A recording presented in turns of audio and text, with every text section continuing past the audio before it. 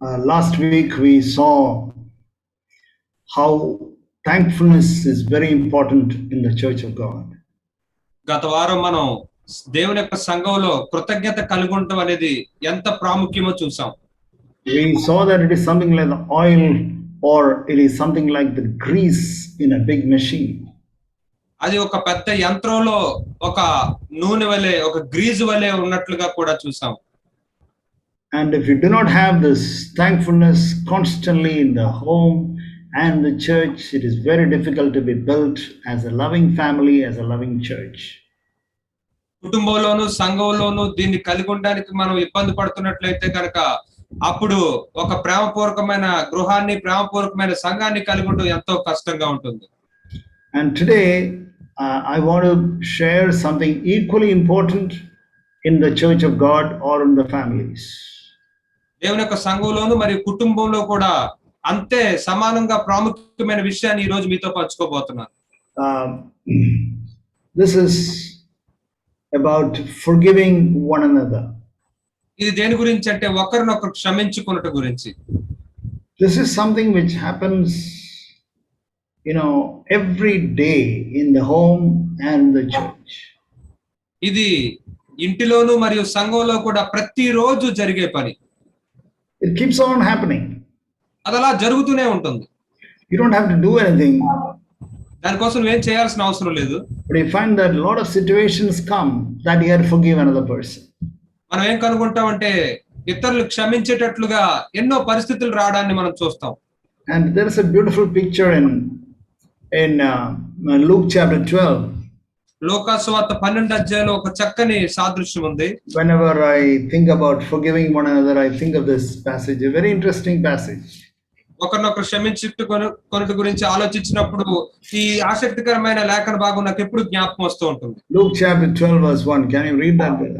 లోక 12వ అధ్యాయం 1వ వచనము. అంతలో ఒకరినొకడు త్రొక్కుకొనినట్లు వేల కొలది జనులు కూడినప్పుడు ఆయన తన శిష్యులతో మొదట ఇట్లని చెప్పసాగెను, పరిసయ్యుల వేషధారణను పులిసిన పిండిని గూర్చి జాగ్రత్త పడండి. Okay, leave about the Pharisees, but about the disciples and multitude, it says that they were stepping on one another. ఇక్కడ మన పరిసయ్యుల సంగతి పక్కన పెడితే అక్కడ శిష్యులు, తర్వాత అక్కడ ఒకరినొకడు తొక్కుకుంటున్నారు.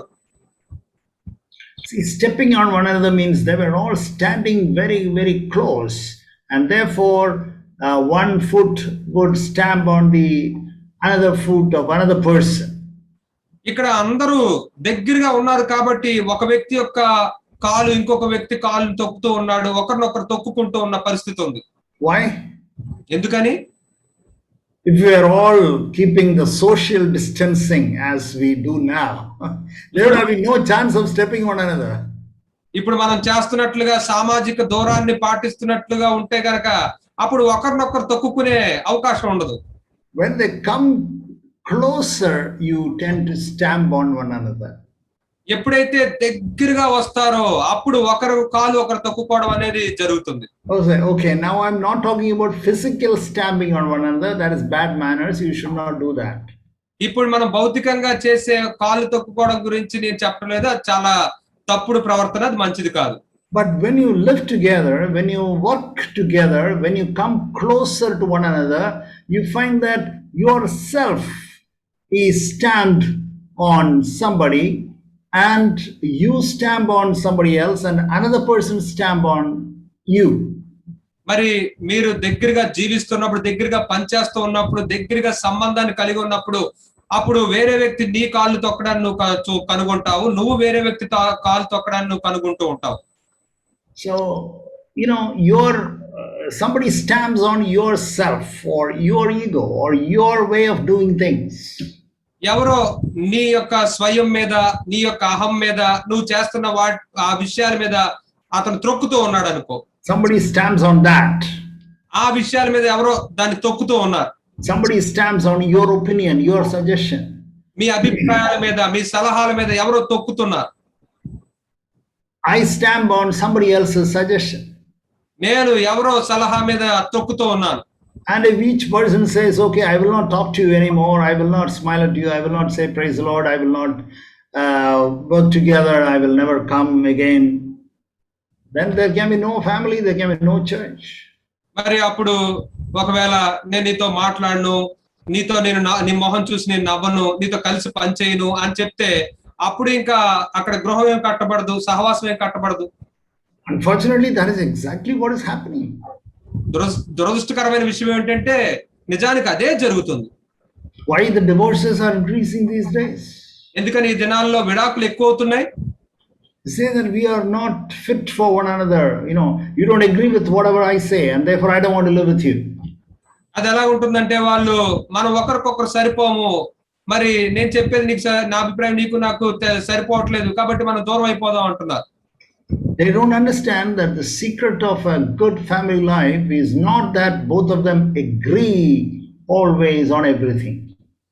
మరి కుటుంబం యొక్క రహస్యం ఏంటంటే ప్రతి విషయం మీద ఇద్దరూ కూడా ఎప్పుడు ఏకీభవించాలి, ఒకే అభిప్రాయాన్ని కలిగి ఉండాలి అని అనుకుని తప్పుగా అర్థం చేసుకుంటూ ఉంటారు. The secret is that both husband and wife have decided on one thing, that they are going to die to their own will.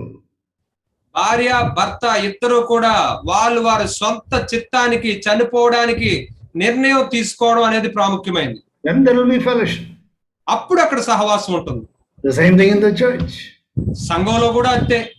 And if one brother is not willing for that, ఒక సహోదరుడు దాని విషయమై ఇష్టం లేకపోతే you find that there will be conflict. అప్పుడు అక్కడ గొడవలు ఉండడం మనం చూస్తాం. So forgiving one another is so fundamental in our family lives and the church lives. మన కుటుంబ జీవితాల్లో, సంఘ జీవితంలో ఒకరినొకరు క్షమించుకోవడం అనేది ఎంతో ప్రాథమికమైన విషయం. Not only because it is important in the family and in the church. అది కుటుంబంలోను సంఘంలోనే ప్రాముఖ్యం మాత్రమే కాదు కానీ ఇంకా do you know that if you have not forgiven, God will not forgive you? ఇంకొక విషయం ఏంటో తెలుసా? మీరు క్షమించకపోతే దేవుడు కూడా మిమ్మల్ని క్షమించడని తెలుసా? I don't know how many of us believe this verse. మనలో ఎంతమంది ఈ వచనాన్ని నమ్ముతున్నారో లేదో నాకు తెలియదు. Matthew chapter 6. మత్తయి సువార్త 6వ అధ్యాయం. Matthew chapter 6 verse. First of all, we can see verse 14. మత్తయి సువార్త 6వ అధ్యాయం మొదటగా 14వ వచనాన్ని చూద్దాం. Says, if you forgive, God will forgive. మీరు క్షమించిన యెడల మీ తండ్రి కూడా మీ అపరాధాలను క్షమిస్తాడు. And then the Lord emphasizes, if you do not forgive, God also will not forgive. మరలా అక్కడ ప్రభువు నొక్కి చెప్తూ ఉన్నాడు, మీరు క్షమించకపోతే దేవుడు కూడా క్షమించడు.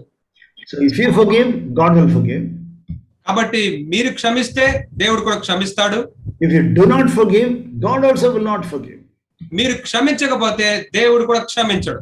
I don't know how many of us believe that. మనలో ఎంతమంది ఇది నమ్ముతున్నారు లేదు నాకు తెలియదు. I hope how many of us really believe that word of God. ఈ యొక్క దేవుని యొక్క మాటని మనలో ఎంతమంది నమ్ముతున్నారు లేదు నాకు తెలియదు. I was listening to a Bible study, Bible class in the institution where I was working earlier. నేను ఇంతకు ముందు పనిచేసిన ఆ సంస్థలో ఈ యొక్క బైబిల్ అధ్యయనం జరుగుతుంటే నేను విన్నాను. And the hospital chaplain was taking the Bible study. అక్కడ ఈ ఆసుపత్రిలో పనిచేసే ఆ చాప్లిన్ అనే ఆయన ఆ యొక్క బైబిల్ పఠనాన్ని చేస్తూ ఉన్నాడు. And he came to this particular verses. ఆయన ఈ యొక్క వచనాల దగ్గరికి వచ్చాడు. And then immediately I'll never forget what he said. ఆయన చెప్పినది నేను ఎప్పుడు మర్చిపోను. Of course, we all know that these things don't work in our lives. అతను ఏమన్నాడంటే నిజానికి ఇవన్నీ కూడా మన జీవితాల్లో అంత పని చేయలే. Do you think that, and he was asking as all of us, do you think that if we do not forgive other people, that God will not forgive us, and then nobody will be forgiven? అప్పుడు అతను అక్కడ ఉన్న మమ్మల్ని అందరిని అడుగుతూ ఉన్నాడు, మనం క్షమించకపోతే దేవుడు మనల్ని క్షమించడా, అలాగైతే దేవుడు మనందరినీ క్షమించడని చెప్తున్నాడు. And he was laughing it as a joke. ఒక ఏదో హాస్యమైన విషయంలాగా నవ్వుతూ ఉన్నాడు. అట్లా he is a person who has got a theological degrees and who is appointed as an official chaplain in a big Christian institution in India. మరి అతడు ఈ యొక్క అక్షరానుసారమైన అర్హతలు పొందుకున్నాడు, థియాలజికల్ అర్హతలు పొందుకున్నాడు, మరి మంచి ఉన్నతమైన స్థానంలో అక్కడ నియమించబడి ఉన్నాడు. Let us take the example. Let us say a person lived a very perfect life with a good conscience all his life. ఉదాహరణకి మరి తన జీవితం అంతా కూడా మంచి మనస్సాక్షితో జీవించిన ఒక వ్యక్తి ఉన్నాడని ఊహించుకుందాం. And he dies at the age of 85, let's say. అతడు బహుశా 85 సంవత్సరాల వయసులో చనిపోయాడని But ఊహించుకుందాం. just before his death, కానీ అతడు చనిపోవడానికి ముందు some problem happened at home. ఇంట్లో ఏదో ఒక సమస్య వచ్చింది. Just 3 days or 4 days prior to his death. కేవలం అతను చనిపోవడానికి 3 రోజుల ముందో లేదా 4 రోజుల ముందో Something happened. ఏదో జరిగింది అక్కడ. Some financial transaction or regarding the will, or somebody did not, take him to hospital, or whatever may be the reason. ఎవరో ఆ వీలునామాలో సరిగ్గా లావాదేవీలు చేయలేదనో, ఎవరో అతన్ని ఆసుపత్రికి తీసుకెళ్లేదనో, ఏదో ఇబ్బంది అతనికి వచ్చింది. And then he had a complaint and he has not forgiven those people. అతనికి ఆ విషయమే ఫిర్యాదు నుండి ఆ వ్యక్తుల్ని అతను క్షమించలేదు. And then he dies. అప్పుడు అతను చనిపోయాడు. As an unforgiven person, he dies. క్షమించని వ్యక్తిగా అతడు చనిపోయాడు. He has not forgiven some people. అతను కొంతమందిని క్షమించలేదు. He has lived a perfect life for the last 85 years. గత 85 సంవత్సరాలుగా అతను ఎంతో పరిపూర్ణమైన జీవితాన్ని జీవించాడు. Please listen to my dear brothers, dear sisters. ప్రియ సహోదరి, ప్రియ సహోదరులారా, దయచేసి నేను చెప్పేది ఆలకించండి. He has lived a perfect life for 85 years. 85 సంవత్సరాలు అతను ఒక పరిపూర్ణమైన జీవితాన్ని జీవించాడు. He has lived a perfect life for 85 years. 85 సంవత్సరాలు పరిపూర్ణమైన జీవితాన్ని జీవించాడు. But in the last 4 days, he could not forgive somebody because those people did not take good care and did not take him to the hospital. కానీ చనిపోవడానికి 4 రోజుల ముందు మాత్రం అతను సరిగ్గా చూసుకోలేదని, తన ఆసుపత్రికి తీసుకెళ్లేదని ఎంతో అసంతృప్త ఫిర్యాదులు కలిగి ఉన్నాడు. And therefore he was so bitter. కాబట్టి అతను ఎంతో ఆ ద్వేషాన్ని కలిగి ఉన్నాడు. And he dies without forgiving those people. ఆ వ్యక్తుల్ని అతను క్షమించకుండా చనిపోయాడు. And I want to ask you a very honest, straight question. ఇప్పుడు మిమ్మల్ని చాలా యథార్థంగా నేరుగా ఒక ప్రశ్న అడుగుతూ ఉన్నాను. Do you believe that person will go to the presence of God? ఆ వ్యక్తి దేవుని యొక్క సన్నిధిలోనికి వెళ్తాడని నువ్వు అనుకుంటున్నావా? With all the sins forgiven by God? దేవుని చేత అన్ని పాపాలు క్షమించబడి వెళ్తాడు అనుకుంటున్నారా? Bible is very clear. He will not go to the presence of God. కానీ బైబిల్ చాలా స్పష్టంగా ఉంది, అతడు దేవుని యొక్క సన్నిధిలోనికి వెళ్ళడు. Whatever you believe, this is what God's word says. నువ్వు ఏది నమ్మినప్పటికీ కూడా ఇదే దేవుని యొక్క వాక్యం చెబుతుంది. There are people who say once saved, always saved. కొంతమంది ఉన్నారు, వాళ్ళు ఏమంటారంటే ఒక్కసారి రక్షించబడిపోతే ఇంకా ఎల్లప్పటికీ రక్షించబడిపోయినట్టు అంటారు. You are not once saved, you are not always saved. ఒకసారి రక్షించబడిపోతే నువ్వు ఎల్లప్పటికీ రక్షించబడిపోయినట్లు కాదు. You have to forgive one another every day. ప్రతి రోజు కూడా ఒకరినొకరు మీరు క్షమించుకోవాలి. And with people who are very close to one another. మరియు చాలా దగ్గరగా సంబంధం కలిగి ఉన్న వాళ్ళు ఒకరినొకరు క్షమించుకుంటూ ఉండాలి. So we can see how does God forgive us. కాబట్టి దేవుడు మనల్ని ఎలా క్షమిస్తాడో మనం చూస్తున్నాం. Psalm 103 we read. కీర్తనలు 103లో ఈ విధంగా చదువుతాము. Verse 12 it says. కీర్తనలు 103 12వ వచనం. As far as the east is from the west, so far has he removed our transgressions from us. పడమటికి తూర్పు ఎంత దూరమో ఆయన మన అతిక్రమములను మనకు అంత దూరం పరిచి ఉన్నాడు. It's very interesting to say that he has used under the inspiration of the Holy Spirit east and west.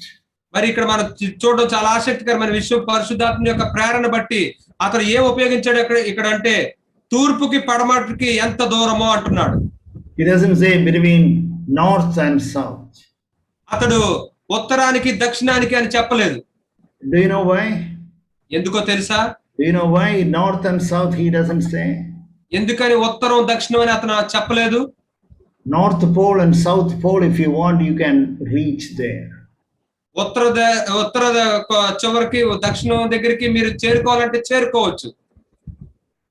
Our earth has no east pole and west pole. మన యొక్క భూమికి ఈ తూర్పు దగ్గర ఆ తూర్పు కోణం లేదు, పడమటి కోణం లేదు. But there is a north pole and there is a south pole. కానీ ఆ ఉత్తరం సంబంధించింది ఉంది, దక్షిణానికి సంబంధించింది ఉంది.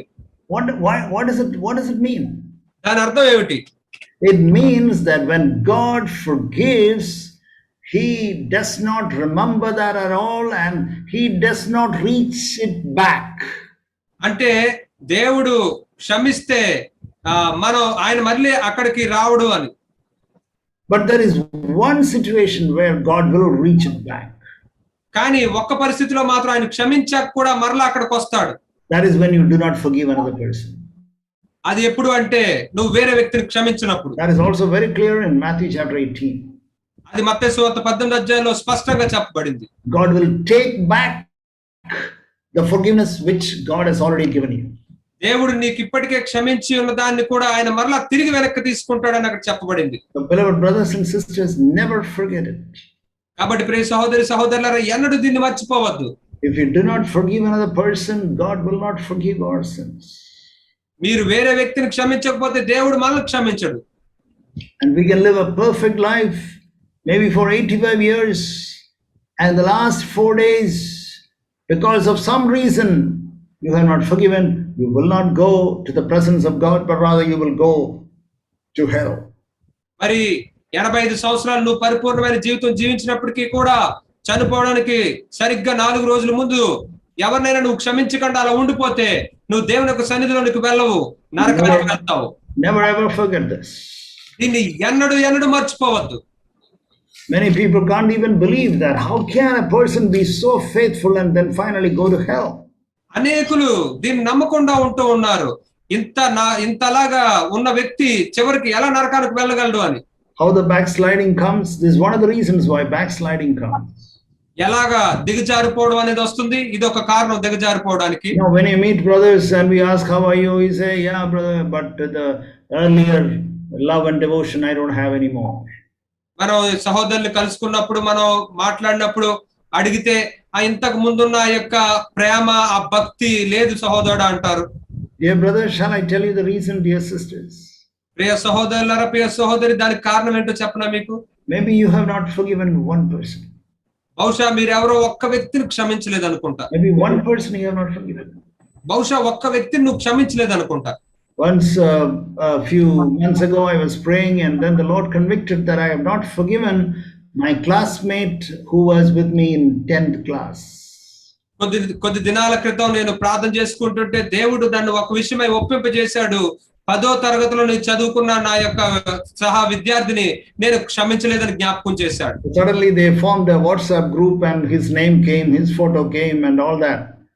మరి వాళ్ళు అకస్మాత్తుగా వాళ్ళు వాట్సాప్ లో ఒక గ్రూప్ ని తయారు చేసి ఆ వ్యక్తి పేరు వచ్చింది, అతని ఫోటో కూడా వచ్చింది. And then the Lord reminded, you are not very happy to see him, you are very happy to see everybody else. మరి అప్పుడు ప్రభు జ్ఞాపకం చేశాడు, నువ్వు అందరిని మిగతా వాళ్ళు చూసే విషయంలో చాలా సంతోషంగా ఉన్నావు, కానీ ఈ వ్యక్తిని చూస్తున్నప్పుడు నువ్వు సంతోషంగా లేవు. Why you are not very happy? ఎందుకని నువ్వు ఇతని విషయంలో సంతోషంగా లేవు? Then the Lord reminded me, you have not forgiven me. అప్పుడు ప్రభు నాకు జ్ఞాపకం చేశాడు, నువ్వు ఆ వ్యక్తిని క్షమించలేదు. You know, he did something, harassing me, or he tried to bully me or something like that. మరి అతడు నన్ను వేధించేవాడు, నన్ను హేళన చేసేవాడు, ఏదో చేసేవాడు. But then my job is to forgive. కానీ నా పని ఏంటి ఇక్కడ? క్షమించడమే. So beloved brothers and sisters, never leave it like that. కాబట్టి ప్రియ సహోదరి సహోదరులారా, దాన్ని అలాగే విడిచిపెట్టద్దు. Forgive. క్షమించండి. Colossians chapter 3 verse 13, it says about the church life. కొలస్సీయులకు రాసిన పత్రిక 3వ అధ్యాయం 13వ వచనంలో సంఘ జీవితం గురించి ఇక్కడ చెప్పబడింది. It says in verse 11. అది 11వ వచనంలో ఈ విధంగా చెప్పబడింది. Colossians 3:11 it says, ఇట్టి వారిలో గ్రీసు దేశస్థుడని యూదుడని భేదము లేదు, సున్నతి పొందుటయని సున్నతి పొందకపోవుటయని భేదం లేదు, పరదేశి అని శిథియుడని దాసుడని స్వతంత్రుడని లేదు గాని క్రీస్తే సర్వమును అందరిలో ఉన్నవాడై ఉన్నాడు. So we find that here different castes are given here. కాబట్టి ఇక్కడ వేరు కులాలు ఇక్కడ ఇవ్వబడ్డం మనం చూస్తున్నాం. Greek and Jews, they have nothing to do with each other. మరి గ్రీస్ దేశస్థులకి యూదులకి వాళ్ళకి అసలు సమానంగా ఏమీ లేదు. Jews consider Greek as the heathen. యూదులు గ్రీకుల్ని వాళ్ళు అన్యులుగా చూస్తారు. Circumcised and uncircumcised. You can have very strong religious convictions about some subject. మరి ఇక్కడ సున్నతి పొందటం గాని సున్నతి పొందకపోవడం మతానుసారమైన విషయాల్లో ఎంతో బలమైన ఒప్పుదలను నువ్వు కలిగి ఉండొచ్చు. Barbarians and Scythians, they are without any culture. They are without any manners and without any etiquette, and they are people without any type of manners, how to talk to others, how to eat their food, nothing. మరి పరదేశి అని అక్కడ స్థితినీయుడు అని అంటే అనగారిన వాడని అక్కడ మనం చూస్తూ ఉన్నాం. అంటే వీళ్ళకి బహుశా సంస్కృతిగా ఎలా ప్రవర్తించాలో తెలీదు, పద్ధతిగా ఎలా ఉండాలో తెలీదు, ఆ ప్రవర్తన సరిగా ఉండదు. Then you have slaves and free man. ఆ తర్వాత దాసులు స్వతంత్రులు అని ఉంది. That means we can say that we here today we don't have any slaves, but then we have got workers, employees and employers. మరి ఇక్కడ ఈ దినాల్లో దాసులు అనేవారు లేరు, కానీ ఆ ఉద్యోగం చేసే వాళ్ళు ఉన్నారు, ఉద్యోగాల్లో అధికారులు ఉన్నారు పైన. And when all these people come close, మరి వీళ్ళందరూ దగ్గరికి వచ్చినప్పుడు, if they are all keeping social distancing, then there is no problem. వాళ్ళు సామాజిక దూరాన్ని పాటిస్తూ ఉన్నట్లయితే అక్కడ ఇంకే ఇబ్బంది ఉండదు. They have to do something, they have to sing together, for example.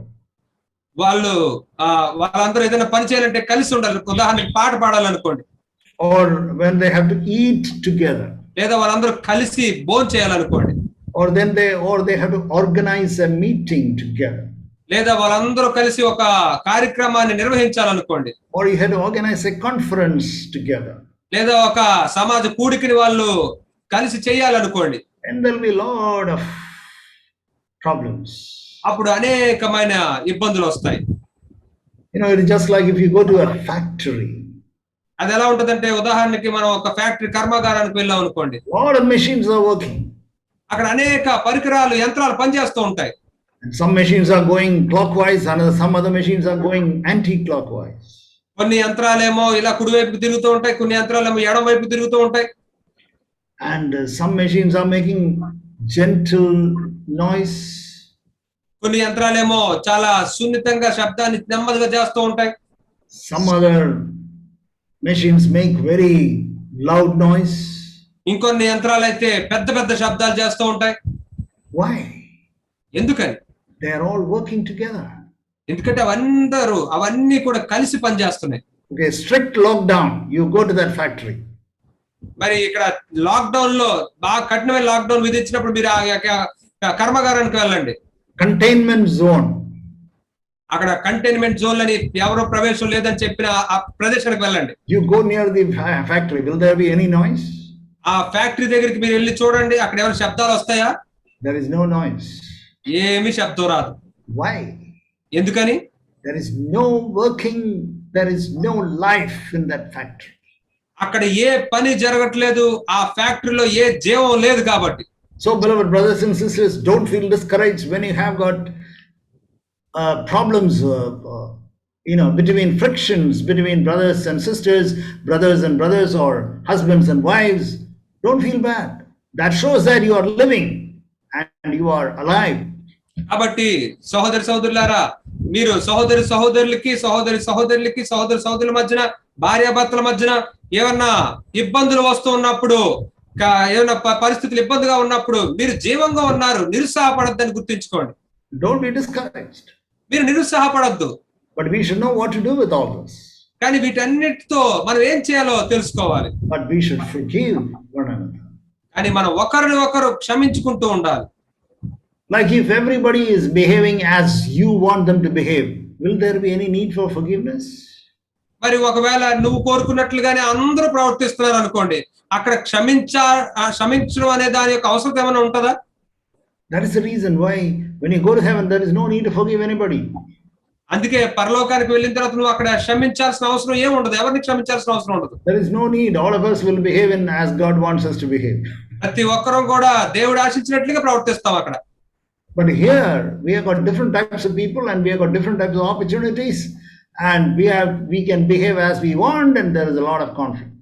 మరి ఇక్కడైతే వేరు రకాలైన ప్రజలు ఉంటూ ఉన్నాం, వేరు ప్రవర్తనలు ఉంటూ ఉన్నాయి, వేరు మనం వృత్తులు కలిగి ఉంటున్నాం, కాబట్టి అందరూ వేరుగా ప్రవర్తిస్తూ ఉంటాం. Again in our life, I want to show this verse in Hebrews chapter 12. మన యొక్క జీవితంలో ఇంకొక వచనాన్ని మీకు చూపించాలనుకుంటే హెబ్రీయులకు రాసిన పత్రిక 12వ అధ్యాయం. Hebrews chapter 12 we can read. హెబ్రీయులకు రాసిన పత్రిక 12వ అధ్యాయంలో It says in verse, Hebrews chapter 12 verse 14 it says, హెబ్రీయులకు రాసిన పత్రిక 12వ అధ్యాయం 14వ వచనంలో pursue peace with all men. అందరితో సమాధానమును వెంటాడండి. What does it say? Suddenly it says about pursue peace with all men, verse 14. 14వ వచనంలో అక్కడ అకస్మాత్తుగా అందరితోని సమాధానం కోసం ప్రయత్నించండి అని చెప్పబడింది. Pursue peace with all men. What does these all men do? మరి అందరితో సమాధానం కలిగి ఉండడానికి ప్రయత్నించండి అంటే ఈ అందరూ ఏం చేస్తూ ఉంటారు? If you read from verse 9 onwards, 9, 10, 11, 12, 13, you find that it talks about the discipline that you experience in your life from other people. 9, 10, 11, 12, 13 వచనాలు మనం చూస్తే వేరే వ్యక్తుల దగ్గర నుంచి నీ జీవితంలో ఒక క్రమశిక్షణని నేర్చుకుంటూ ఉంటావు. So discipline is coming in your office. కాబట్టి క్రమశిక్షణ అనేది నీ పని చేసే చోట నీ ఆఫీస్ లో వస్తుంది. Discipline is coming in your home. నీ ఇంటిలో క్రమశిక్షణ వస్తూ ఉంటుంది. Discipline is coming in the church. సంఘంలో కూడా ఆ యొక్క శిక్ష వస్తూ ఉంటుంది. Discipline is coming from the neighbors. ఇరుగు పొరుగు వారి దగ్గర నుంచి ఆ శిక్షణ వస్తూ ఉంటుంది. Discipline is coming from the other public people. మరి బయట ఉన్న ప్రజల దగ్గర నుంచి కూడా మనకి క్రమశిక్షణ వస్తూ ఉంటుంది. Then the Holy Spirit tells you, అప్పుడు పరిశుద్ధాత్ముడు మీకు చెప్తాడు, pursue peace with all these people. ఈ అందరితో కూడా సమాధానాన్ని నువ్వు కలిగి ఉండడానికి ప్రయత్నించు. What is our reaction? Discipline is coming. We hate it. We don't want it. మరి మన ప్రతిస్పందన ఎలా ఉంటుంది? ఎవరైనా మనల్ని శిక్షణకు గురి చేస్తూ ఉంటే వెంటనే దాన్ని అసహించుకుని మనం దాన్ని తృణీకరిస్తూ ఉన్నాం. If the discipline is coming from you, I will not talk to you anymore. మరి నీ దగ్గర నుంచి నాకు ఏమైనా శిక్ష వస్తూ ఉంటే కనుక నీకెంత మాత్రం నేను మాట్లాడను అంటున్నావు. If you are correcting me, I will never talk to you again. నువ్వు ఒకవేళ నన్ను సరి చేస్తూ ఉంటే మాత్రం నేను నీతో ఇంకా ఎన్నడూ మాట్లాడిన అంటున్నావు. I will not forgive you and I will never come near you. నేను నిన్ను ఎన్నడూ క్షమించును, ఎన్నడూ నీ దగ్గరకు కూడా రాను అంటున్నావు. Yeah, we don't know that the Holy Spirit says, pursue peace with all men. That is even from men who cause discipline in your life. కాబట్టి పరిశుద్ధాత్ముడు ఏం చెప్తూ ఉన్నాడంటే అందరితోని సమాధానం కలిగి ఉండడానికి ప్రయత్నించండి. ఆఖరికి నీ జీవితంలో నిన్ను శిక్షకు గురి చేస్తూ క్రమశిక్షణలో పెడుతున్న వ్యక్తి అయినప్పటికీ కూడా. That is why the Lord says in Matthew chapter 5 verse 8. అందుకే ప్రభు చెప్తున్నాడు మత్తయి సువార్త 5వ అధ్యాయం 7వ వచనంలో, if you are pure in heart, you shall see God. మీరు హృదయ శుద్ధి కలిగిన వారైతే మీరు దేవుణ్ణి చూస్తారు. If you are not pure in heart, then you will see all types of people. మీరు ఒకవేళ హృదయంలో శుద్ధి కలిగి ఉండకపోతే అప్పుడు మీరు ప్రజలందరినీ చూస్తూ ఉంటారు. You will see that person, this person, that person. మీరు ఆ వ్యక్తిని చూస్తారు, ఈ వ్యక్తిని చూస్తారు, ఆ వ్యక్తిని చూస్తూ ఉంటారు. That is, if you are pure in heart, you shall see only God. అందుకే మీరు హృదయం శుద్ధిగా ఉంటే మీరు దేవుణ్ణి మాత్రమే చూస్తారు. Otherwise, you will see my boss is nasty to me. Oh, he doesn't like me because he's of a higher caste or a different caste than mine. Therefore, he doesn't like me. Therefore, he is taking revenge on me because you are seeing your boss. నువ్వేమో నీ యజమానుడే నీ boss నే చూస్తూ ఉన్నావు. అతడు వేరే కులానికి చెందినవాడు, అగ్ర కులానికి చెందినవాడు, నన్ను అసహించుకున్నాడు కాబట్టి నా మీద ప్రతీకారం తీర్చుకుంటాడని చెప్పి నువ్వు ఆ బాస్ నే చూస్తూ ఉన్నావు. Or you are seeing your neighbor of a different caste. లేదా నీ పొరుగువాడు వేరే కులానికి చెందినవాడని అతన్నే చూస్తూ ఉంటున్నావు. That is not right. అది సరైనది కాదు. We have to see God behind everything. Lord, you are allowing this for my very best. Lord, I want to give thanks for these people, as we heard last Thursday. కాబట్టి ప్రతి దాన్ని బట్టి కూడా మనం దేవునికి కృతజ్ఞత చెల్లించాలి. గత వారం విన్నట్లుగా ప్రభువా ఈ పరిస్థితుల వెనకాల, ఈ వ్యక్తుల వెనకాల నువ్వు ఉన్నావు ప్రభువా, నన్ను క్రమశిక్షణలో పెట్టడానికి అని చెప్పి కృతజ్ఞత చెల్లించాలి. We find something beautiful in Acts chapter 6. మనం ఒక చక్కని విషయాన్ని అపోస్తలుల కార్యాలు 6వ అధ్యాయంలో మనం చూస్తాం. It talks about a man called Stephen. అక్కడ స్టెఫెన్ అనే వ్యక్తి గురించి చెప్పబడింది. In chapter 6 verse 5 it says he was a good man, full of faith and of Holy Spirit. అపోస్తలుల కార్యాలు 6వ అధ్యాయం 5వ వచనంలో చూస్తే అతడు మంచివాడు, పరిశుద్ధాత్మతో నిండుకున్నవాడు అని చెప్పబడింది. You know what? You know whom he saw? మరి అతడు ఎవరిని చూశాడో మీకు తెలుసా? In chapter 7 7వ అధ్యాయంలో verse 60. 60వ వచనం చూస్తే This man was stoned to death. ఈ వ్యక్తి రాళ్లతో చంపబడ్డాడు. Verse 59. 59వ వచనంలో ప్రభువును గూర్చి మొర్రపెడుచు, యేసు ప్రభువా నా ఆత్మను చేర్చుకొనుమని స్టెఫను పలుకుచుండగా వారు అతనిని రాళ్లతో కొట్టిరి. He saw the Son of God and he said, I commit my spirit to you, as it says in verse 56. మరి 56వ వచనంలో మనం చూస్తే అతడు మనుష్య కుమారుడికి తన యొక్క ఆత్మను అప్పగించుకోవడాన్ని మనం చూస్తాం. I see the heavens open. ఆకాశం తెరవబడి ఉండటం నేను చూస్తున్నాను. He didn't see Saul who was organizing the stoning process. మరి ఈ యొక్క రాళ్లతో కొట్టి చంపే దీన్ని అంతటిని నిర్వహిస్తున్న ఆ యొక్క సౌలుని చూడటం లేదు. He didn't see people. అక్కడ ఉన్న ప్రజల్ని అతను చూడటం లేదు. He saw God. అతడు దేవుని మాత్రమే చూశాడు. And because he saw God, మరి అతడు దేవుణ్ణి చూశాడు కాబట్టి you know what he could do? అతను ఏం చేయగలిగాడో తెలుసా? Verse 60. 60వ వచనం. Lord, I forgive them. ప్రభువా నేను వారిని క్షమిస్తున్నాను. Lord, do not hold the sin against them. ప్రభువా ఈ పాపం వాళ్ళ మీద మోపొద్దు. Pure in heart shall see God. హృదయ శుద్ధి కలిగిన వారు దేవుణ్ణి చూస్తారు. If you are not pure in heart and you got some other things inside your heart, then you will see that person and this person, that person. మరి మనం హృదయంలో శుద్ధి కలిగి ఉండకుండా ఉంటే అప్పుడు మనం దేవుణ్ణి చూడం, ఆ వ్యక్తిని ఈ వ్యక్తిని ఆ వ్యక్తిని చూస్తూ ఉంటాం.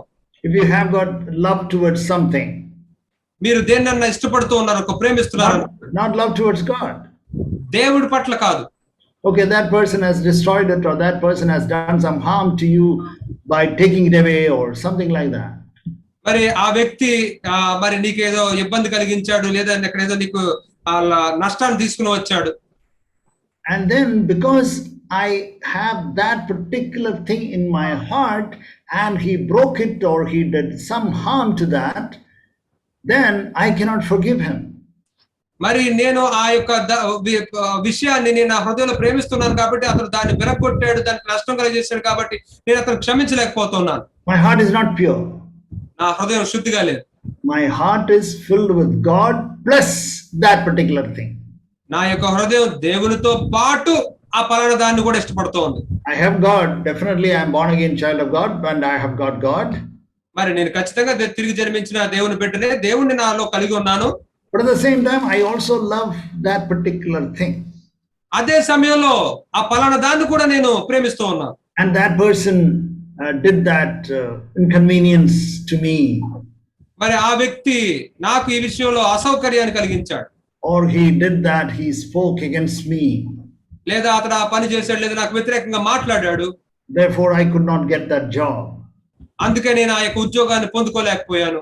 He went and told about me to the employer. మరి అతడు నా గురించి వెళ్ళి ఆ ఉద్యోగం ఇచ్చే వ్యక్తితో చెప్పాడు. And therefore I could not get that job. అందుచేత నేను ఆ ఉద్యోగాన్ని పొందుకోలేకపోయాను. Therefore I am bitter towards this particular person. కాబట్టి ఈ వ్యక్తి పట్ల నేను ద్వేషాన్ని కలిగి ఉన్నాను. Your heart is not pure. నీ హృదయం శుద్ధిగా లేదు.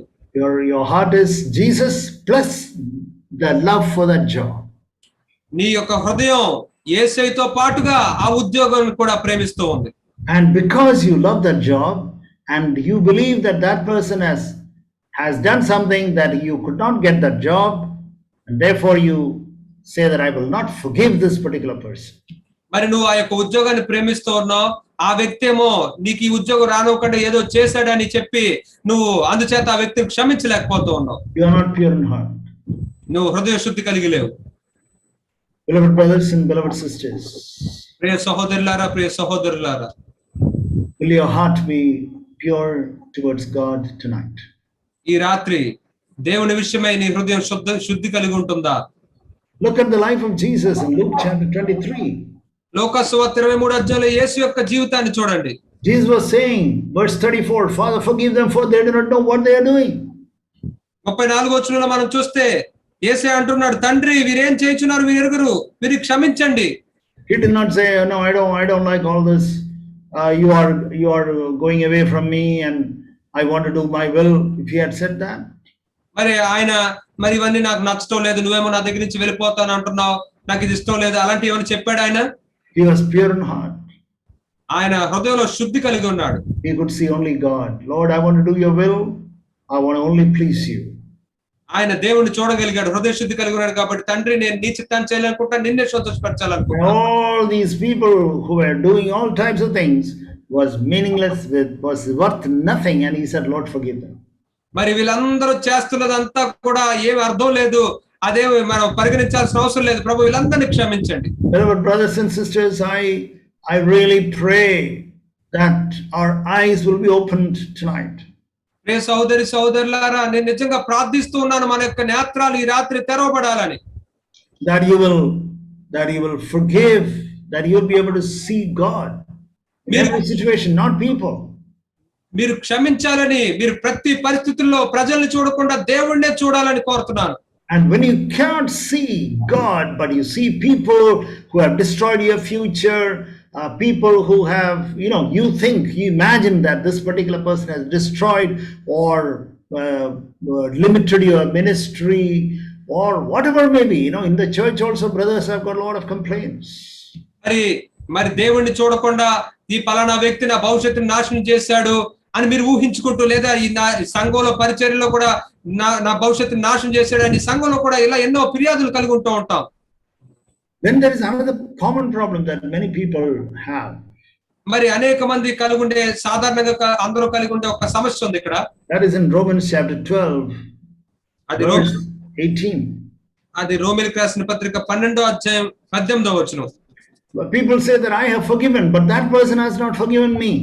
ప్రజలు అంటూ ఉంటారు, నేనది క్షమించాను కానీ ఆ వ్యక్తి నన్ను క్షమించట్లేదు అని. I have asked him forgiveness, నేను అతన్ని క్షమాపణ అడిగాను, but that person has not asked me forgiveness. కానీ ఆ వ్యక్తి నన్ను క్షమాపణ అడగలేదు. I have forgiven that person, నేను ఆ వ్యక్తిని క్షమించాను, but that person, I am helping that person. కానీ నేను ఆ వ్యక్తికి సహాయం చేస్తూ ఉన్నాను. About 2 weeks ago, in one church, one sister was, after such a meeting, that sister was asking me this question. మరి 2 వారాల క్రితం మరి ఆ కూడికలో ఒక సహోదరి అయిపోయిన తర్వాత ఈ ప్రశ్న అడుగుతూ ఉంది. I have forgiven, brother, I have forgiven that particular person, that family, but that person is still nasty to me. What can I do? మరి ఆ వ్యక్తి యొక్క కుటుంబాన్ని నేను క్షమించాను, కానీ ఆ వ్యక్తి నా పట్ల ఇంకా తప్పుగానే ప్రవర్తిస్తున్నాడు, నేనేం చేయాలి? Then I quoted verse 18. Can you read that, please? అప్పుడు నేను ఈ 18వ వచనాన్ని అక్కడ ప్రస్తావించాను, చదువుకుందాం. శక్యమైతే మీ చేతనైనంత మట్టుకు సమస్త మనుషులతో సమాధానంగా ఉండండి. There is only one verse which in the whole Bible which says if possible. Bible మొత్తంలో ఒకే వచనంలో ఇక్కడ వీలైతే అని రాయబడి ఉంది. As far as it depends on you, if possible, be at peace with all people. కాబట్టి సమస్త మనుషులతో నువ్వు వీలైతే సమాధానం కలిగి ఉండు. If the other person doesn't want to be in peace with you, what can you do about it? మరి ఆ వేరే వ్యక్తి నీ విషయంలో అతను సమాధానం కలిగి ఉండకూడదు అనుకుంటే నువ్వేం చేస్తావు? You can't do anything about it. ఆ విషయం నువ్వేం చేయలేవు. You have asked forgiveness. నువ్వు క్షమాపణ అడిగావు. You have forgiven him. అతన్ని క్షమించావు. But still that person has got a big angry face towards you. What can you do about it? అయినప్పటికీ కూడా ఆ వ్యక్తి నీ మీద ఇంకా పెద్ద మోహం చేసుకుని కోపంతో ఉన్నాడు. నువ్వేం చేస్తావు ఆ విషయంలో? What can you do about it? You forget about it. నువ్వేం చేస్తావు దాని గురించి? దాన్ని మర్చిపోయి ఇంకా. You forgive and you have asked forgiveness. You have done both things. నువ్వు క్షమించావు, నువ్వు క్షమాపణ అడిగావు, నువ్వు రెండూ చేసావు. Then we can read in Hebrews chapter 12 the mark of the grace of God. ఆ తర్వాత మనం హెబ్రీయులకు రాసిన పత్రిక 12వ అధ్యాయంలో దేవుని యొక్క కృప గురించి మనం గుర్తులు చూస్తాం. Always we have heard in Romans chapter 6 verse 14 says, if you are under grace, sin will not rule over you. మనం అనేక సార్లు వింటూ ఉంటాం, రోమీయులకు రాసిన పత్రిక 6వ అధ్యాయం 14వ వచనంలో మీరు కృప కింద ఉంటే పాపం మీ మీద ప్రభుత్వం చేయదు అని. That is very, very, very true. అది నిజంగా ఎంతో సత్యము. But this writer of Hebrews talks about something similar, but he mentions about one sin in connection with grace of God. కానీ ఈ హెబ్రీయులకు రాసిన గ్రంథకర్త మాత్రం అదే విషయాన్ని ఇక్కడ చెప్తూ ఉన్నాడు, కానీ ఇక్కడ దేవుని యొక్క కృపను పొందుకోవడానికి మాత్రం ఒక విషయాన్ని, ఇంకా ఒక పాపం గురించి ఇక్కడ చెప్తూ ఉన్నాడు. It says in verse 15.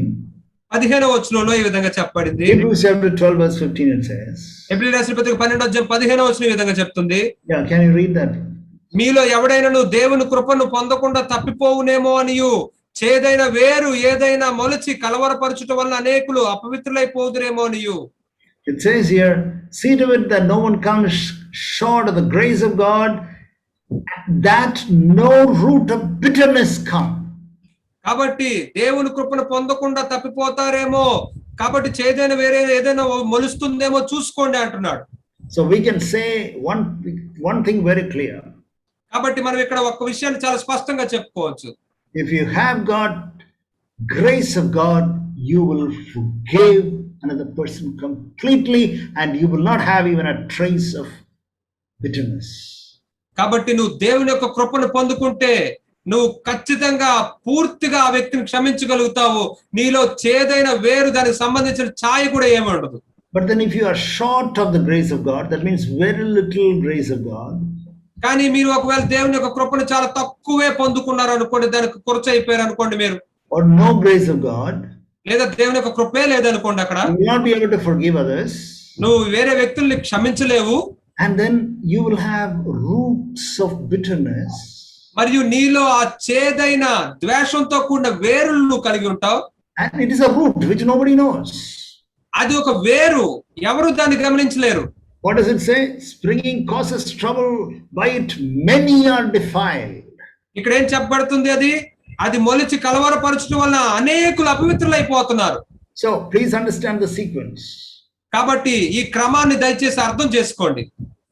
No grace of God, దేవుని యొక్క కృప అక్కడ లేకపోతే you are unable to forgive. మనం క్షమించలేకపోతున్నాం. Some bitterness is there. అక్కడ ఏదో ఒక ద్వేషం, చేదైంది ఏదో ఉంది. Nobody knows that. ఎవరికి అది తెలియదు. It is bitter and it is root. It is underneath. Nobody can see this. అది చాలా చేదైనది, అది ఒక వేరు కాబట్టి అది లోపల ఉంటుంది కాబట్టి ఎవరు దాన్ని చూడలేకపోతున్నారు. No grace of God. దేవుని యొక్క కృప అక్కడ లేదు. You are not forgiving. నువ్వు క్షమించట్లేదు. And then there is bitterness. మరి అక్కడ ఎంతో చేదైన ద్వేషం ఉంది. And you pollute other people. మరియు మీరు ఇతరులను కూడా అపవిత్రులుగా చేస్తున్నారు, పాడు చేస్తున్నారు. That is the clearest teaching in verse 15. 15వ వచనంలో ఇది చాలా స్పష్టంగా బోధించబడుతుంది. No grace of God. దేవుని యొక్క కృప అక్కడ లేదు. Unable to forgive. అప్పుడు నువ్వు క్షమించలేకపోతున్నావు. You have bitterness. నీలో ద్వేషం ఉంది. And with that bitterness you talk to another person. ఆ యొక్క ద్వేషంతోనే, ఆ చేదుతోనే నువ్వు వేరే వ్యక్తితో కూడా మాట్లాడుతూ ఉన్నావు. Let us say you are bitter towards, you are not able to forgive and you are bitter towards A. ఉదాహరణకి ఏ అనే వ్యక్తి పట్ల నువ్వు చాలా ద్వేషాన్ని కలిగి ఉండి నువ్వు అతనితో మాట్లాడటం లేదు. So you are unable to forgive and you have bitterness towards Mr. A. కాబట్టి నువ్వు ఆ ఏ అనే వ్యక్తి పట్ల ద్వేషాన్ని కలిగి ఉండి నువ్వు అతన్ని క్షమించలేకపోతూ ఉన్నావు. And you go to B and you talk about not C and D, but you talk about A, and your bitterness is transmitted from one person to the other person.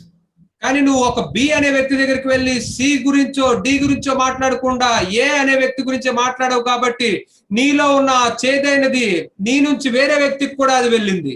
Two problems happen in the church because of that, verse 15. 15వ వచనం బట్టి మనం చూస్తే సంఘంలో రెండు రకాల సమస్యలు వస్తూ ఉన్నాయి. You cause trouble. నువ్వు సమస్యలు సృష్టిస్తున్నావు. And many are defiled. అనేకులు అపవిత్రులైపోతున్నారు. And therefore the Mr. C or Mr. B did not know anything about A. Now you have gone and polluted. You are already bitter towards A and you have made B also bitter towards A.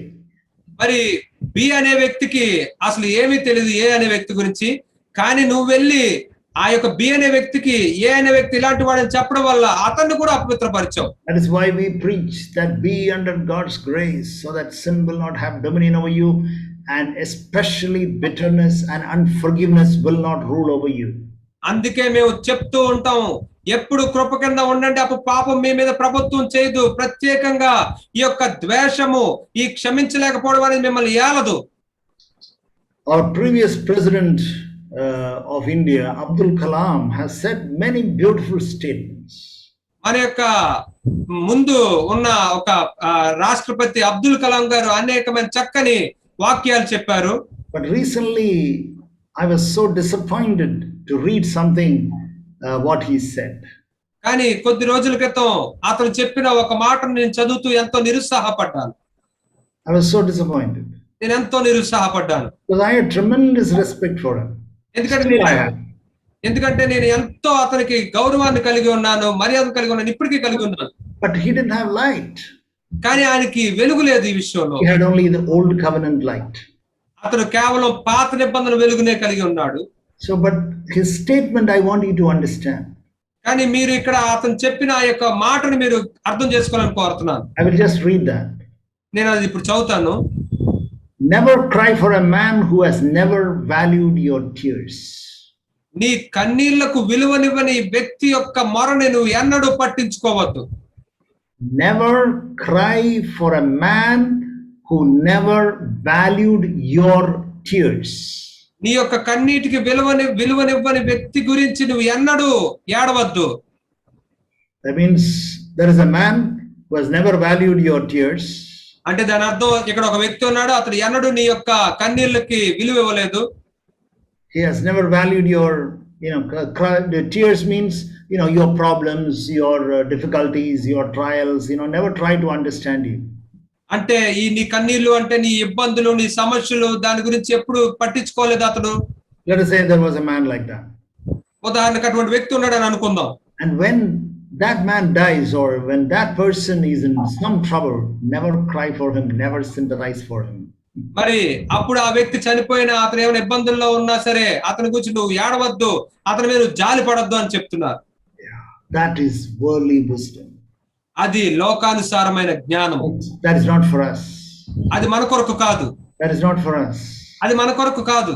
Whether people have understood us, whether people have understood our tears and appreciated our tears, or stood with us in our sorrows or not, we should help and love and forgive other persons when they are in need. మరి వాళ్ళు మనం అర్థం చేసుకోకపోయినా, మన కన్నీళ్లకు విలువ ఇచ్చినా ఇవ్వకపోయినా, మన సమస్యల్ని పట్టించుకోకపోయినా, వాళ్ళు ఇబ్బందుల్లో ఉన్నప్పుడు వాళ్ళకి మనం సహాయంగా ఉండాలి, ప్రేమించాలి. I want to show two characters from the Old Testament. పాత నిబంధనలో నుంచి ఇద్దరు వ్యక్తులు మీకు చూపించాలనుకుంటున్నాను. 2 Samuel chapter 13. 2 సమూయేలు 13వ అధ్యాయం. From this we find that one of the signs or one of the marks of unforgiveness. దీంట్లో నుంచి మనం ఈ యొక్క క్షమించకపోవడం అనే దాని యొక్క కొన్ని గుర్తులను మనం చూస్తాం. It says in chapter 13 of 2 Samuel verse 22. 2 సమూయేలు 13వ అధ్యాయం 22వ వచనంలో మనం చదువుతున్నాం. It says there, but Absalom did not speak to Amnon either good or bad, for Absalom hated Amnon because he had violated his sister Tamar. అబ్షాలోము తన అన్నయ్యగు అమ్నోనుతో మంచి చెడ్డలేమీ మాట్లాడక ఊరకుండెను గాని తన సహోదరియగు తామరును బలవంతం చేసినందుకే అతని మీద పగయుంచెను. Absalom on one side, Amnon on one side. అబ్షాలోము ఒక పక్క, అమ్నోను మరొక పక్క. Both are cousins. ఇద్దరు తోబుట్టులే. And what did Amnon do? అయితే ఇక్కడ అమ్నోను ఏం చేశాడు? Amnon raped Absalom's sister. అమ్నోను అబ్షాలోము సహోదరిని బలవంతం చేసి పాడు చేశాడు. Tamar, her name was Tamar. ఆమె పేరు తామరు. And then Tamar was Absalom's sister. తామరు ఏమో అబ్షాలోము సహోదరి. Then it says he was so hated. Absalom hated this chap, the Amnon, so much that they never talked to one another. ఇక్కడ అందును బట్టి అబ్షాలోము అమ్నోన్ని ఎంతగా ద్వేషించాడంటే వాళ్ళు ఒకరు అతను మాట్లాడలేదు. There are people like that. ఆ విధంగా ప్రజలు ఉన్నారు. They will neither say good nor bad. వాళ్ళు మంచి విషయాలు మాట్లాడు, చెడ్డ విషయాలు ఏం మాట్లాడు. Or they will just say hi. వాళ్ళు కేవలం హాయ్ అని చెప్తారు. They don't want to come close to you. వాళ్ళు నీ దగ్గరికి రావడానికి ఏం ఇష్టపడరు. They don't speak any good things or bad things with you. వాళ్ళు నీతో మంచి విషయాలు, చెడ్డ విషయాలు ఏమి నీతో మాట్లాడరు. In other words, silence is a sign of bitterness and unforgiveness. ఇంకొక మాటలో మనం చెప్పుకోవాలంటే మౌనంగా ఉండిపోవడం అనేది ద్వేషానికి లేదా క్షమించలేకపోవడానికి అదొక గుర్తు. There are people who carry the grudges like that in their heart. మరి వారి యొక్క హృదయాల్లో అలా పగల్ని పెట్టుకుని కొనసాగుతున్న వాళ్ళు ఉన్నారు. We find another picture in Genesis chapter 27. ఇంకొక దృశ్యాన్ని మనం చూస్తాం ఆదికాండం 27వ అధ్యాయంలో. 27 it says, 27వ అధ్యాయంలో ఈ విధంగా చెప్పబడింది. verse 41. 41వ వచనంలో When Isaac was blessing Esau, and then after he heard all that, it says in verse 41. మరి ఇస్సాకు ఈశావుని దీవించిన తర్వాత ఆ తర్వాత 41వ వచనంలో ఈ విధంగా చెప్పబడుతుంది. Read. తన తండ్రి యాకోబుకి ఇచ్చిన దీవెన నిమిత్తము ఏశావు అతని మీద పగపట్టెను. మరియు Esau bore a grudge against Jacob and wanted to kill him, it says in the last part of verse 41. అయితే ఏశావు యాకోబుకి ఇచ్చిన దీవెనని బట్టి యాకోబు మీద ఎంతో పగబట్టి అప్పుడు నా తమ్ముడైన యాకోబును చంపుతాను అని అనుకున్నాడు. He had a grudge. How can my father, he only gave up his birthright to Jacob. మరి ఇక్కడ చూస్తే ఏశావే తన యొక్క జన్మ హక్కుని ఆ జ్యేష్ఠత్వ హక్కుని ఇచ్చేశాడు. He said, I am so thirsty. How does my birthright matter now? I want to have this mutton soup. మరి అతడు నేను ఇప్పుడు చాలా దాహంగా ఉన్నాను, ఇప్పుడు ఈ జ్యేష్ఠత్వ హక్కు నాకెందుకు, ఇప్పుడు నా దాహాన్ని నేను తీర్చుకోవాలి అని అనుకున్నాడు. Then when he understood that, he really lost it. అయితే అతడు దీన్ని నిజంగా పోగొట్టుకున్నాడు అనే విషయాన్ని అతను గ్రహించినప్పుడు, and he had bitterness towards Jacob to such an extent he said, I'll kill him. అతడు యాకోబు పట్ల ఎంత ద్వేషాన్ని కలిగి ఉన్నాడంటే అతన్ని చంపేస్తానని అంత ద్వేషాన్ని కలిగి ఉన్నాడు. God protected Jacob, that is a different story. దేవుడు యాకోబుని భద్రపరిచాడు, అది వేరే విషయం. So we can have grudges in our hearts against some people. కాబట్టి కొంతమంది పట్ల మన హృదయాల్లో పగని పెట్టుకుని ఉండొచ్చు. Some grudge because that person has done like that, this person has not done like that. మరి ఆ వ్యక్తి ఇలా చేశాడని, ఆ వ్యక్తి ఇలా చేయలేదని చెప్పి ఏదో పగని మనం హృదయాల్లో కలిగి ఉంటాము మేము. Some type of a grudge. ఏదో ఒక విధమైన పగని ఏమైనా కలిగి ఉన్నామేమో. In Mark chapter 14 we read how the Lord corrects Judas. Last 2 weeks ago we saw that. 2 వారాల క్రితం కూడా మనం చూసాం మార్కు సువార్త 14వ అధ్యాయంలో యేసయ్య యోధాని ఏ విధంగా ఆయన దిద్దుబాటు చేశాడో. Mark chapter 14 verse 5 it says. Mark సువార్త 14వ అధ్యాయం 5వ వచనం ఈ విధంగా చెప్తుంది. Some disciples said like that. అక్కడ కొంతమంది శిష్యులు ఈ విధంగా అన్నారు అని చెప్పబడింది. But it says in verse 10 that it was Judas, and Judas Iscariot, who was one of his 12, went off to the chief priests in order to betray him to them. కానీ 10వ వచనంలో ఇక్కడ ఏం చెప్పబడింది అంటే 12 మందిలో ఒకడు ఇస్కరియోతు యోధ ప్రధాన యాజకుల చేతికి ఆయనను అప్పగింపవలెనని వారి యొద్దకు పోయాడు. Jesus corrected Judas. యేసయ్య యోధాన్ని అక్కడ సరి చేశాడు. Immediately he went out to betray this man. వెంటనే ఈ వ్యక్తిని అప్పగించడానికి అతను వెళ్ళిపోయాడు. How can you speak against me like this, publicly correct me like this? నాకు వ్యతిరేకంగా నువ్వు ఇలాగ బహిరంగంగా నువ్వు మాట్లాడగలవు? I will betray you. నేను నిన్ను అప్పగించేస్తాను. I'll see that you are crucified. నువ్వు సిలువ వేయబడినట్లుగా నేను చూసుకుంటాను. I'll see that you are thrown away to the enemies. శత్రువులకి నిన్ను ఎరగా పడేసేటట్లుగా చూస్తాను. Beloved brothers and sisters, ప్రియ సహోదరి సహోదరులారా, do you have any grudge against somebody? ఎవరి మీదైనా మీకేమైనా పగ ఉందా? I am sure that Jesus would have corrected him in small things. యేసే చిన్న చిన్న విషయాల్లో అతన్ని ఇంకా సరి చేసి ఉంటాడు అనుకుంటున్నాను. He would have said, Judas, be kind to the poor people, please give some money. యూదా పేదవారి పట్ల కొద్దిగా జాలి కలిగి ఉండి కొద్ది డబ్బులు ఇవ్వి. He was the treasurer, he was keeping the money. అతడే ఈ యొక్క నిధినంతటిని చూసుకునేవాడు కాబట్టి అతని దగ్గర డబ్బులు ఉన్నాయి. Maybe he was so calculative. అతను చాలా లెక్కలు ఎక్కువ చూసుకుంటూ ఉంటాడేమో. Maybe that he had to give some money to somebody, maybe let us say 98 rupees. మరి అతను ఎవరికో డబ్బులు ఇవ్వాలేమో, 98 రూపాయలు ఇవ్వాలేమో. And he would have argued for 2 rupees balance after giving a 100 rupee note.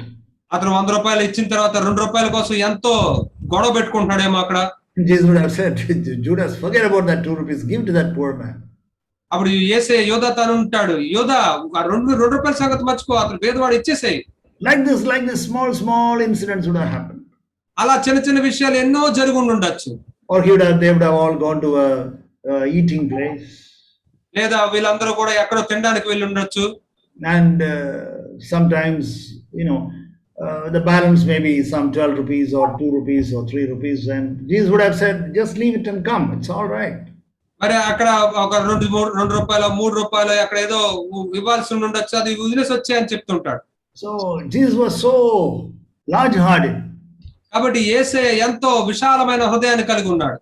Or then Jesus would have asked, yesterday we all counted in the night and we found that there was around 1,000 rupees. Now today only just 800 rupees.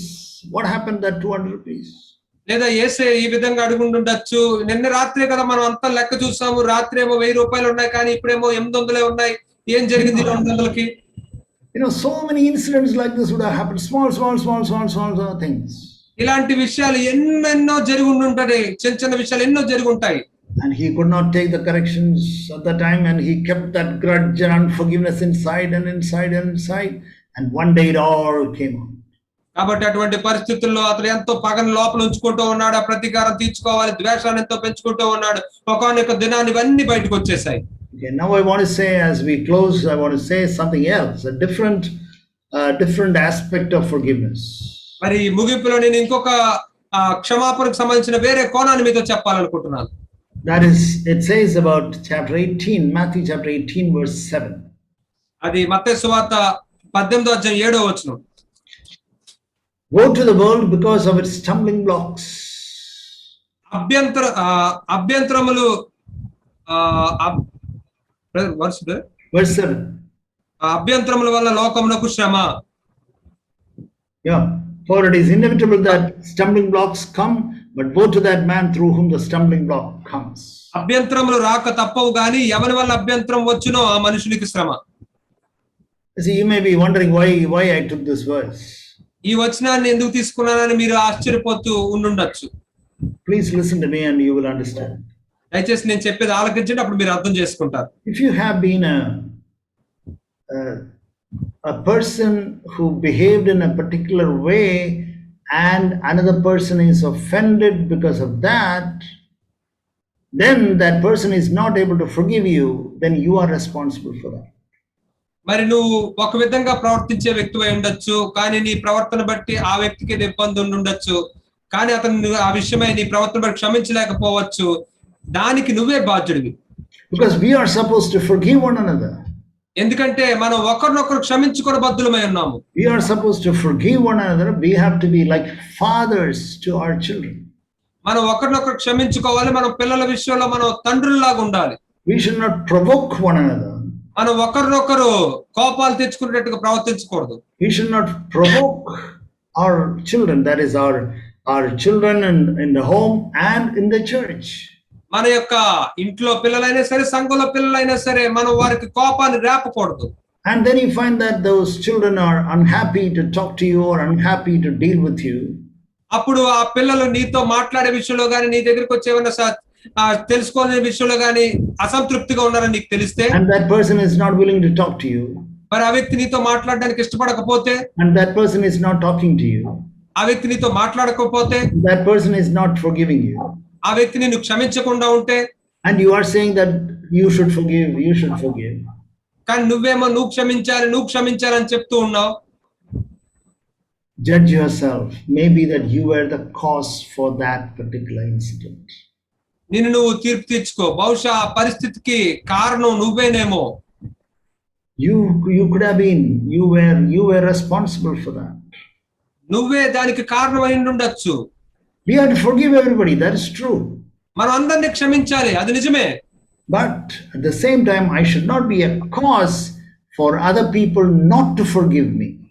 అదే సమయంలో ఇతరులు నన్ను క్షమించకుండా ఉంటున్నట్లుగా దానికి కారణం నేను అవ్వకూడదు. Finally, చివరగా I want to ask you one question. నేను మిమ్మల్ని ఒక ప్రశ్న అడుగుతాను. Many things We fight in the home or in the church or in the neighborhood or in the public on things which are of no use. అనేక విషయాలు, పనికిరాని విషయాల మీద ఇంట్లోను, సంఘంలోను, బయట స్థలాల్లోను, ఇరుగు పొరుగు వారితోనూ గొడవలు పడుతూ ఉంటాం.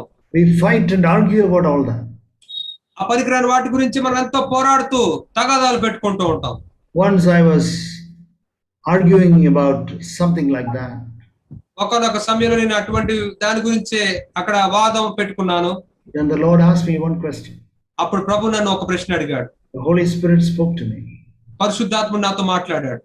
Will you argue and will you fight if you are in the hospital in the ICU with ventilator and the doctors say you have got only 4 hours to live? నువ్వు ఆసుపత్రిలో ఐసీయూ రూమ్ లో ventilator మీద doctor గారు నువ్వు 4 గంటలే బతుకుతావు అని చెప్పినప్పుడు నువ్వు అలాగా మాట్లాడతావా? అలా వాదం పెట్టుకుంటావా? Will you fight for this particular thing? ఆ విషయాన్ని బట్టి నువ్వు ఏమన్నా అక్కడ వాదం పెట్టుకుంటావా? You are lying down in the bed in the ventilator in the ICU and the doctors say to the relatives that this fellow has got only 4 hours to live. Will you fight for that?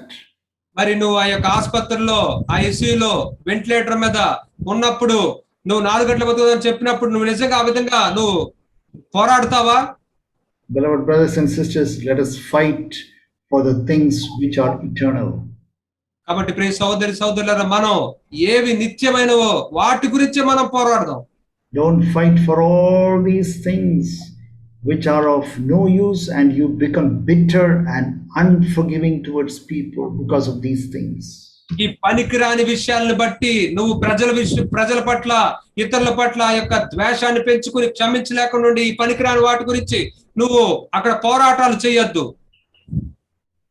Are you holding your hands like this? మీ యొక్క చేతుల్ని ఏమన్నా మీరు ఇలా బిగపెట్టి పెట్టుకుంటున్నారా?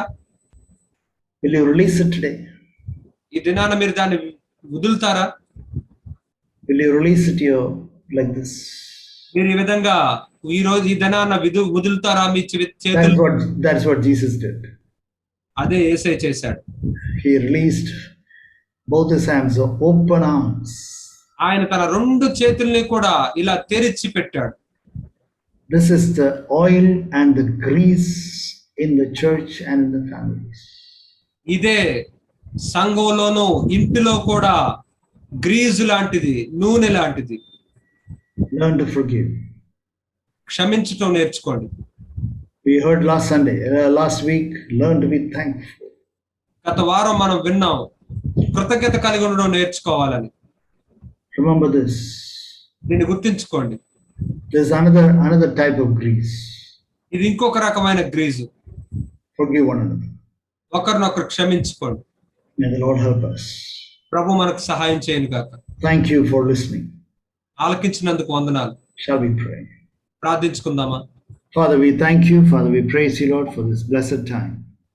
ఈ దీవెనకరమైన సమయాన్ని బట్టి తండ్రి నిన్ను స్తుతిస్తున్నాము, నేను కృతజ్ఞత చెల్లించుకుంటున్నాం. Master, we bless you, Father, we glorify your name. తండ్రి, నీ నామాన్ని మేము మహింపరుస్తూ ఉన్నాం, నిన్ను ఘనపరుస్తూ ఉన్నాం. Help us, Lord, to forgive one another. ఒకరినొకరు మేము క్షమించుకోవడానికి మాకు సహాయం చేయండి. Lord, we have all failed, Lord, in the past. ప్రభువా, గతంలో మేము అందరం ఓడిపోయాం. But Lord, we want to repent wholeheartedly and come to you. కానీ మేము పూర్ణ హృదయంతో మారు మనసు పొంది నీ దగ్గరికి రావాలనుకుంటున్నాం. Help us, Lord, to be a channel of forgiveness in our lives. మా జీవితాల్లో మేము క్షమించే వారుగా ఉండినట్లుగా మాకు సహాయం చేయండి. Thank you, Father. వందనాలు తండ్రి. We also want to pray for our dear brother Santakumar, మేము మా ప్రియ సహోదరుడు సంతకుమార్ గురించి ప్రార్థన చేయాలనుకుంటున్నాం. who have lost his dad. తన యొక్క తండ్రిని కోల్పోయాడు. Comfort him, comfort the family members. అతన్ని, అతని కుటుంబాన్ని, అతని పొరుగు వారిని, తోటి వారిని అందరినీ కూడా ఆదరించండి. Thank you, Father. వందనాలు తండ్రి. In the name of Jesus alone we pray. యేసు నామములోనే మేము ప్రార్థిస్తున్నాం తండ్రి. Amen. ఆమేన్.